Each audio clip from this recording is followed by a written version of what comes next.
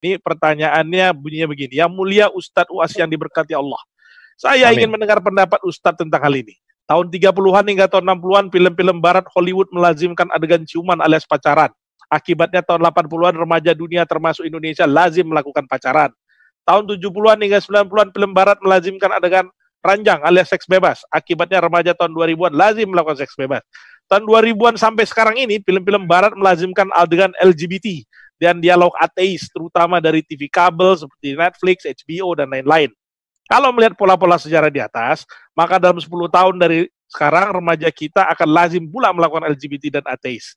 Macam mana caranya kita mengatasi hal ini? Apakah misalnya memasukkan anak ke dalam pesantren adalah satunya cara untuk menghindari remaja kita dari kelaziman maksiat di atas? Nah, ini pertanyaan kira-kira begitu, Ustaz. Sekitar 5 tahun yang lalu, saya Dewan Juri Musabaqah Tilawatil Quran Provinsi Riau. Satu kamar dengan seorang doktor, dosen senior, tokoh masyarakat agama Islam. Kata beliau, Ustadz Somad, aku punya anak gadis. Setiap hari saya risau. Kalau pergi sekolah, dalam hati saya selalu berkecamuk. Jangan-jangan dia cabut ke mall, jangan-jangan jilbabnya dibuka, jangan-jangan dia dibawa jalan-jalan sama pacarnya, jangan-jangan, selalulah berkecamuk. Tapi sekarang hati saya tenang, Pak Ustadz. Kenapa Pak Dokter tenang? Karena anakku itu sudah kumasukkan ke pesantren. Benteng terakhir umat Islam sekarang adalah pesantren.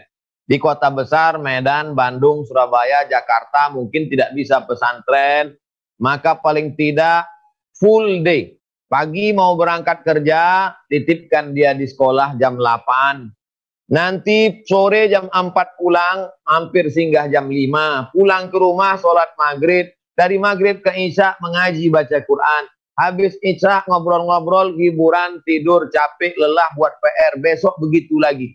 Sehingga dibuat seminim-minim kecil ada pintu celah berbuat dosa dan maksiat. Anak-anak ini seperti bibit pohon kayu. Dia tak bisa langsung ditanam di tengah hutan. Mati dia dipijak gajah. Maka biarkan dia dulu menjadi pokok yang besar. Sementara dia jadi pokok besar, simpan di polybag dulu. Disiram dia rajin-rajin sampai berbatang kokoh. Setelah itu nanti baru kemudian jaga dia supaya jangan sampai dimakan wereng, pucuknya dimakan ulat.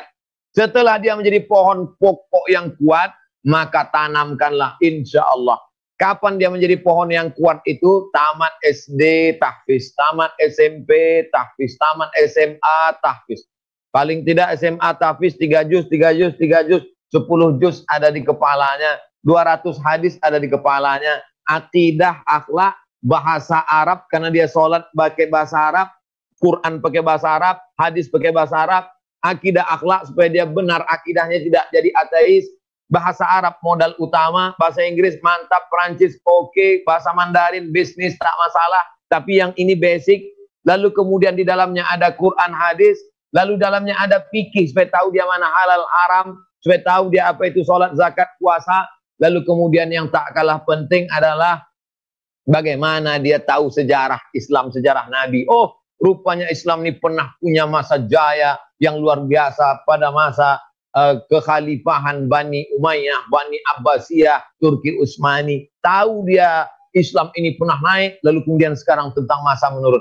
Setelah itu nanti silakan dia masuk ke fakultas kedokteran, silakan dia menjadi pengacara sampai ke Leiden Belanda, silakan dia masuk ke sains teknologi, tapi dia sudah pohon kayu yang kuat. Kalau sudah kita berusaha, terjadi juga yang tidak kita inginkan, qadarullah takdir. Tapi kalau kita tidak ada usaha, terjadi macam-macam, itu adalah sebab akibat.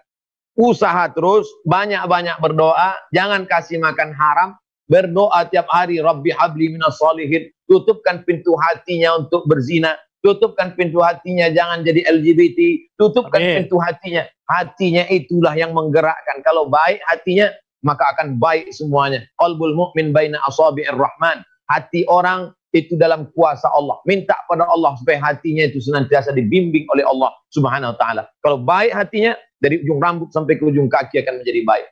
Demikian. Terima kasih Ustaz.